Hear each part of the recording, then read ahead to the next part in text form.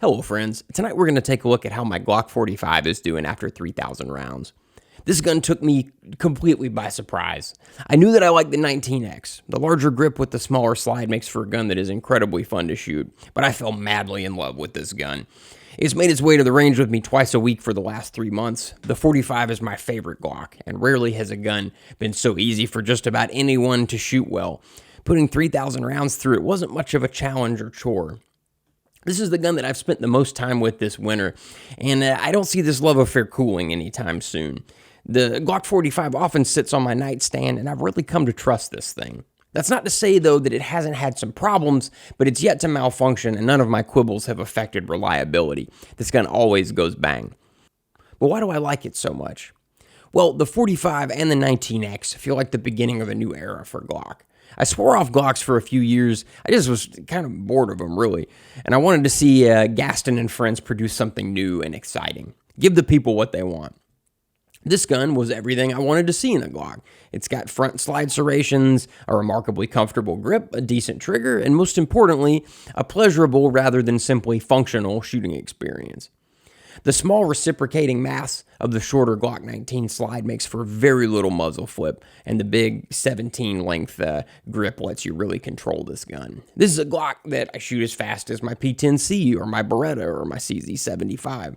The worst part of shooting it is having to pack it up when the range is closing. How has the Glock 45 performed? Shooting performance and reliability have been outstanding, exactly what you'd expect from a Glock. I haven't lubricated this thing in 1,500 rounds, and as you'll see when we take it apart, the rails are totally dry. But this gun has not been without its problems, though they have been very small. After 1,000 rounds or so, the trigger got very gritty, like I could feel the trigger engaging the firing pin safety plunger. So I checked on it, and I could see that the trigger bar had worn a channel in the plunger. This is the original one here, if I can line it up with the camera. Hopefully you can see that. Yeah, it's just a little divot, enough that you could feel it. So I replaced the plunger and returned the feel back to exactly the way it was before. This didn't affect reliability, but it did impact my shooting experience. The other issue has been finish wear. Let's take a look inside.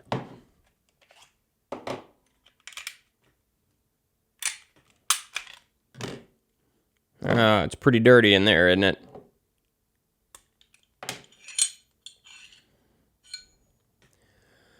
So there's not a lot of wear on the barrel, but that's a lot of finish gone where the barrel hood rides inside the slide.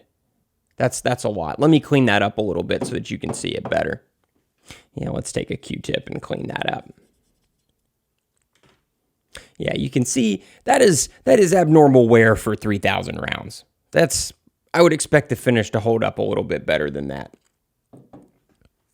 I'd really like to see Glock go back to using Tenifer, but I know that's not possible. So I think Glock has room for improvement here.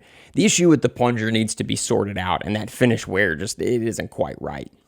But most importantly, none of these problems have affected reliability. My CZ P10C's firing pin snapped after 2,800 rounds, and if something is going to fail, I'd much rather it just make the trigger feel a little bit weird as opposed to turning the gun into a paperweight. So let's put everything back together.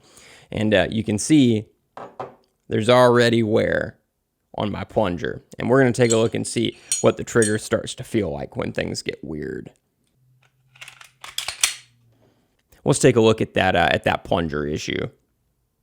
There's a little hitch there. Can you see that? Yeah, that's the plunger being moved by the trigger bar. I thought initially that this might be the classic problem of the spring, the plunger spring not being oriented the right way. If it's not, you'll get kind of a click.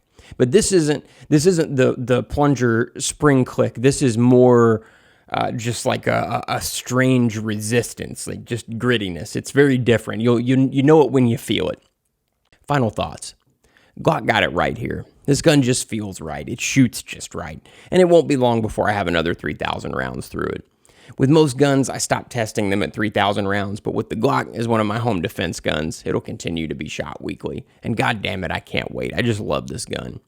All the same, I'm going to keep an eye on the finish wear, and having to replace that plunger is somewhat irritating. I have a friend whose 19X developed the same grittiness, and it didn't bother him at all. If I was less of a picky shithead, I probably wouldn't have even noticed that the plunger had worn out at all, and it wouldn't have hurt anything to let it continue to wear. So on paper, this gun doesn't make a lot of sense. It's harder to conceal, they say. The short slide is a disadvantage, they say. You just have to shoot this gun to understand. It's not necessarily for super practical people. The Glock 45 is a gun for people who like guns that just feel nice, and that's all.